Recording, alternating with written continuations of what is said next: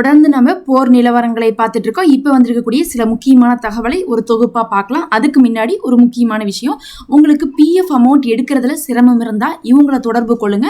இவங்க உங்களுக்கு அதில் ஹெல்ப் பண்ணுவாங்க. அதே மாதிரி உங்களுக்கு இன்கம் டேக்ஸ் ஃபைல் பண்ணுறதுல தேவை இருந்தால் இவங்கள தொடர்பு கொள்ளுங்க. வெறும் கம்மியான சார்ஜ்லேயே உங்களுக்கு அதை செஞ்சு கொடுப்பாங்க.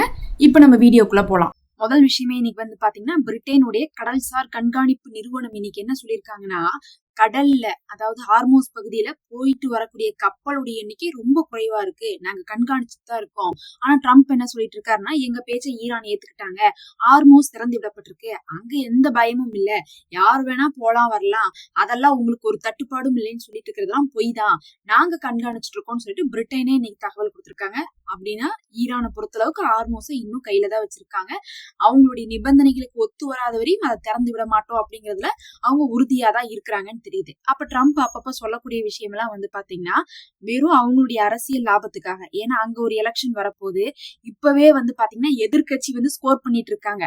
ட்ரம்ப்ப வந்து என்ன ஆயிட்டாங்கன்னா இப்ப வந்து பார்க்கும்போது ஒரு பெரிய ட்ரம்ப் கார்டா யூஸ் பண்ண ஆரம்பிச்சிட்டாங்க. இவருதான் தோல்விக்கு காரணம், எப்ப பார்த்தாலும் மேக் அமெரிக்கா கிரேட் அகைன்னு சொல்லி சொல்லி இவர் வந்து கிரேட் எல்லாம் ஆக்கவே இல்ல, மொத்த காசையும் கொண்டு போய் போருக்கு செலவு பண்ணி, அதுவும் இஸ்ரேலுக்காக செலவு பண்ணி எதுக்கு இப்படி எல்லாம் பண்ணிட்டு இருக்காரு. அதுக்கு நம்மளுடைய பொருளாதாரத்தை வந்து வளர்த்திருக்கலாம், நம்ம மக்களுக்கே வந்து பார்த்தா மானிய பொருள் விலையில வந்து பொருட்களை கொடுத்திருக்கலாம். நாமளே கடன் பிரச்சனையில எல்லாம் இருந்துட்டு இருக்கோம், பத்தாவதுக்கு வந்து பார்த்தா விலைவாசி ஏறி இருக்கு. இதுல வேற இவங்கனால வந்து இப்ப வந்து எரிபொருளுடைய விலை வந்து எக்கச்சக்கமா போனால எல்லா பொருளுடைய விலையுமே வந்து பாதிக்கப்பட்டிருக்குன்னு சொல்லிட்டு எதிர்கட்சி என்ன பண்றாங்க, நல்லா ஸ்கோர் பண்ணிட்டு இருக்காங்க.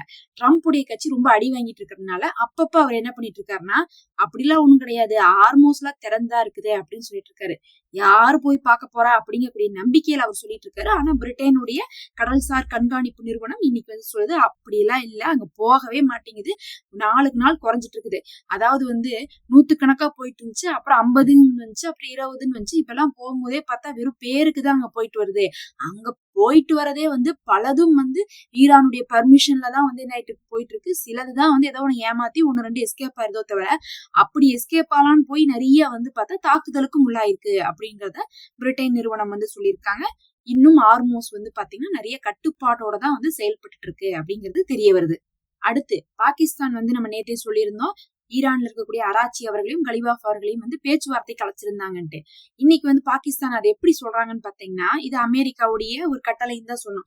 எப்ப பார்த்தாலும் பாகிஸ்தானை முயற்சி பண்ணி, அதாவது பெரும் முயற்சியில் நாங்கள் சமாதானத்தை கொண்டு வரணும்னு முடிவு பண்ணியிருக்கோம், எப்படியாவது உலகம் அமைதியா இருக்கணும், எல்லாருக்காகவும் நாங்க கஷ்டப்படுறோம் அப்படிங்கிற மாதிரி எல்லாம் சீனை போட்டுட்டு இருக்காங்க.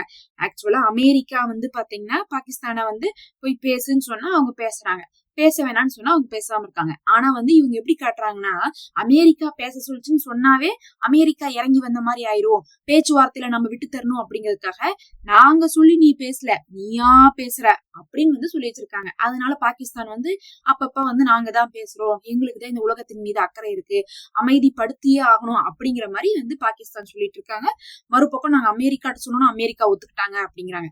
அமெரிக்காவுக்கு தான் தேவை இருக்கு, இப்ப சமாதானத்துக்கு போற வேண்டிய நிலைமையில இருக்காங்க, அதனால அவங்க ஒத்துக்கிட்டு தான் ஆவாங்க, அவங்கதான் ஆரம்பிச்சு விடுறாங்க. ஆனா வந்து பார்த்தா பாகிஸ்தான் 2 பேத்தையும் கூப்பிட்டு ஏன்பா சண்டை போட்டிருக்கீங்க, பேசாம சமாதானமா போலாம்லன்னு சொல்லிட்டு அமெரிக்காவுக்கும் ஈரானுக்கும் அவங்க அட்வைஸ் பண்றாங்களாமா. அமெரிக்கா அதை கேட்டுக்கிட்டாங்களாமா, ஈரான்ட்ட இப்ப கேட்டு விட்டுருக்காங்க, ஈரான் எப்ப வர போறாங்கன்னு சமாதானத்துக்கு தெரியல அப்படிங்கிற மாதிரி இன்னைக்கு சொல்லியிருக்காங்க.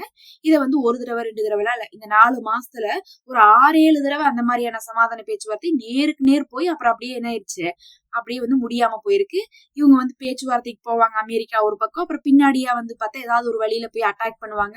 இவங்களுக்கு வேணும்னா பேச்சுவார்த்தைக்கு போவாங்க, லேட் பண்ணுனா அதுக்கப்புறம் போற ஆரம்பிக்கணும்னு முடிவு பண்ணிட்டாங்கன்னா பேச்சுவார்த்தையாவது ஒன்னாவது, அதையெல்லாம் நாங்க மதிக்க மாட்டோம்னு சொல்லிட்டு கையெழுத்து போட்டு கொடுத்த நிபந்தனைகளையும் முறியடிச்சுட்டு இவங்க போய் தாக்குவாங்க. அப்புறம் எதுக்கு ஒரு பேச்சுவார்த்தை நடந்து நிபந்தனைகள் போட்டு கையெழுத்து போடுறது. கரெக்டா அந்த கையெழுத்து போட்டாங்க நிபந்தனைகளுக்கு, போட்டு 2-3 நாள்ல போய் அட்டாக் பண்ணிட்டு வந்திருக்காங்க இந்த போன மாசம். அதனாலதான் வந்து பாத்தீங்கன்னா முதல்ல அந்த நிபந்தனைகளை அவங்களை நிறைவேற்ற சொல்லுங்க, அப்புறம் வந்து பேச்சுவார்த்தை கூப்பிடுறதுலாம் இருக்கட்டும். மறுபடியும் முதல்ல இருந்து பேசுறோம்னு ஆரம்பிக்காதீங்க, மாசக்கணக்கா பேசி ஒரு 6 விஷயத்த பேசியிருக்கணும், அதை போய் நிறைவேற்றுங்க முதல்லன்னு சொல்லிட்டு அவங்க வந்து என்ன பண்ணிருக்காங்க, ஈரான் தரப்புல இருந்து வந்து சொல்லிட்டு இருக்காங்க. பார்க்கலாம் எப்ப வந்து பேச்சுவார்த்தை ஆரம்பிக்க போகுது. ஆரம்பிச்சா பழசவே பேசுவாங்களா, இல்ல புதுசா மறுபடியும் இருந்து ஆரம்பிச்சு ஒவ்வொன்னும் வந்து கோரிக்கையா வைக்க போறாங்களான்ட்டு.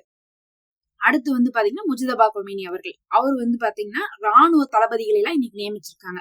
அதாவது வந்து ராணுவ ரீதியாக வந்து மறுசீரமைப்பு இப்ப நடந்துட்டு இருக்கு. ஏற்கனவே வந்து ராணுவம் அங்க ஸ்ட்ராங் தான். IRGC தான் வந்து பாத்தீங்கன்னா இந்த போர் ஃபுல்லா அடிச்சிட்டு இருக்காங்க.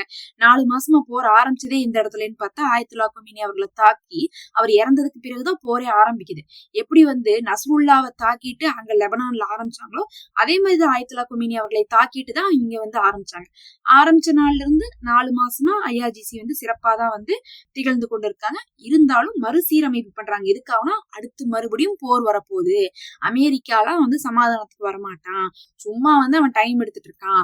போய் ஆயுதத்தை தயாரிச்சுட்டு வந்துருவான். வந்து பெருசா அடிக்க போறான். இந்த தடவை இஸ்ரேல் சேர போறாங்க. அதுக்கு முன்னாடி நம்ம என்ன பண்ணுவோம், அடுத்தடுத்த வேலைகளை பார்க்கணும்னு சொல்லிட்டு சீரமைக்கிறதுக்காக தளபதிகள் எல்லாம் நியமிச்சிருக்காங்க முஜ்தபா கொமேனி அவர்களுடைய தலைமையின் கீழே. அப்படிங்கும் போது அவங்க வந்து பாத்தீங்கன்னா இப்ப அடுத்த ஃபார்முக்கு போயிட்டு இருக்காங்க. அவங்க ராணுவத்தை வந்து என்ன பண்றாங்க, சண்டை போடுறதுக்கு அடுத்த ஃபார்முக்கு அவங்க போயிட்டு இருக்காங்க. அப்படிங்கக்கூடிய செய்தி வந்து பாத்தீங்கன்னா போர் இன்னும் வந்து முடியல. இனிமேலும் வந்து பார்த்தா முழு மூச்சோட நடக்க போகுது. ஆனா எப்ப ஆரம்பிக்க போகுதுன்னு தான் தெரியல. அப்படிங்கிறது சூழ்நிலை தான் காட்டக்கூடியதா இருக்கு. கடைசியா ரொம்ப முக்கியமாக வாஷிங்டன்ல பற்றி எறியக்கூடிய காட்டுத்தீ. அதாவது காடுல வந்து பார்த்தா தண்ணி இல்லாம மரமெல்லாம் செடியெல்லாம் காஞ்சு போய் அது ஏதோ ஒரு காரணத்துக்காக தீ பத்திக்குது. அதுக்கு காரணம் நிறைய இருக்கும். அது எப்படி பத்திச்சுன்னா உராய்வின் காரணமா கூட பத்திக்கலாம், இல்ல வேணும்னே கூட யாராவது பத்த வச்சிருக்கலாம், இல்ல யாராவது வந்து பார்த்தா இந்த ட்ரக்கிங் போறேன் காட்டுக்குள்ள ஒரு எக்ஸ்பீரியன்ஸா இருக்கட்டும் அப்படின்னு போவாங்க. அப்புறம் வந்து ஹாலிடேஸ்க்கு போறேன்னு போய் அங்க போய் சமைச்சு சாப்பிட்றேன்னு சொல்லி சமைச்சு போட்டு அந்த தீயெல்லாம் அங்க பத்துச்சுன்னா ஈஸியா பரவிடும். இவங்க ட்ரை பண்ணி பார்த்துட்டு அணைக்க முடியலன்னா வெளியே வந்துருவாங்க இவங்க பாட்டு. ஆனா அது பாத்தீங்கன்னா என்ன ஆகும், அப்படியே கொஞ்சம் கொஞ்சமா பரவி கொழுந்து விட்டு எரிஞ்சிட்டு இருக்கோம். இப்ப எதுக்காக வந்து பத்துச்சுங்கிறது இன்னும் கண்டுபிடிக்க முடியல. இப்படிதான் இதுக்கு முன்னாடி வந்து பார்த்தா இஸ்ரேல்ல ஒரு தடவை வந்து வெஸ்ட் பேங்க் ஏரியால பத்தின போது அது எதனால பத்துச்சுன்னு பார்க்கும்போது அங்க வந்து டூரிஸ்டுக்கு போன ஒரு பர்த்டே பார்ட்டிக்காரங்க என்ன பண்ணிருக்காங்க, அவங்க வந்து லேம்புக்கு அதாவது நைட் வந்து பார்த்தா விறகெல்லாம் வச்சு பத்த வச்சு என்ன பண்ணுவாங்க, அந்த இடத்துல உட்காந்துருப்பாங்க. அந்த தீதான் வந்து பத்துச்சுன்னு சொல்லிட்டு அதை 1 மாசம் கழிச்சு கண்டுபிடிச்சாங்க. இப்ப இது எதனால பத்துச்சுன்னு தெரியல. ஆனா வாஷிங்டன்ல வந்து பாத்தீங்கன்னா காட்டுத்தீ பரவி அது அப்படியே கொஞ்சம் கொஞ்சமா பரவி அப்புறம் ஊருக்குள்ளேயே வர ஆரம்பிச்சிருச்சு. ஊருக்குள்ள வந்தனால வந்து பார்த்தா 4000க்கும் மேற்பட்ட குடியிருப்புகளை எல்லாம் வந்து ஏற்கனவே காலி பண்ணியிருந்தாங்க. இப்பவும் பரவுறதுன்னு காரணமாக இன்னும் பல குடியிருப்புகளை காலி பண்ண வச்சிருக்காங்க. அங்க காடு ஃபுல்லா பார்த்தனால விலங்குகள்லாம் வெளியே வர ஆரம்பிச்சிருச்சு. அந்த விலங்குகள்லாம் அந்த சூட்டை தாங்க முடியாம நிறைய வந்து விலங்குகள் வந்து உயிரிழந்திருக்குதுன்னு சொல்றாங்க. அந்த காட்டுக்குள்ளேயே சிக்கிருச்சுன்னு சொல்றாங்க. இன்னும் வந்து காட்டு விலங்குகள் வெளியே வர்றதுங்கிறது பாத்தீங்கன்னா மனிதன் வந்து பயந்துப்பான். காட்டு விலங்குலாம் வெளியே வந்துச்சுன்னா மான்லாம் வெளியே வருது. மான்லாம் பாக்குறதுக்கு ஒரு அழகா இருக்கும். இதே கரடி வெளியே வந்துட்டு இருக்கு, சிங்கம் வெளியே வந்துட்டு இருக்கு. இதெல்லாம் பார்த்தா சிங்கம் புலியெல்லாம் பார்த்தா என்ன இருக்கு, பயமா இருக்கு. நம்ம வாசல்ல ரோட்ல இருக்கக்கூடிய நாய்கள் மாதிரி காட்டுக்குள்ள இருக்கக்கூடிய நாய்கள் இருக்காது. நாய்கள் எல்லாம் வெளியே வர்றது வந்து பார்த்தா அங்க இருக்கிறவங்களுக்கு ரொம்ப ஒரு அச்சுறுத்தலாக இருந்துட்டு இருக்கு. மக்கள் எல்லாம் வெளியே வர முடியாம இருந்துட்டு இருக்காங்க. அமெரிக்கால 4 வருடமாவே காட்டுத்தீ இருக்கு. அதுலயும் நமக்கு வந்து போன தடவை வந்து கலிபோர்னியால வந்து காட்டுத்தீ பத்தி நமக்கு நல்லா தெரியும். அதாவது வந்து படத்தையெல்லாம் மிஞ்சிருச்சு, விஎஃப்எக்ஸ் எல்லாம் மிஞ்சுற அளவுக்கு வந்து காட்டுத்தீ பரவுச்சு. அதை பார்த்தாவே அதை வந்து ஒரிஜினல் யாரும் நம்ப மாட்டாங்க. படத்துக்காக செட்டு போட்ட மாதிரி இருக்கும்.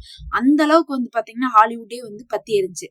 இப்ப வந்து பாத்தீங்கன்னா இந்த வாஷிங்டன்ல வந்து பத்தி இருக்கக்கூடிய தீ அப்படிங்கிறதும் அங்க இருக்கக்கூடிய மக்களுக்கு பெரிய இடையூறாக இருக்குது.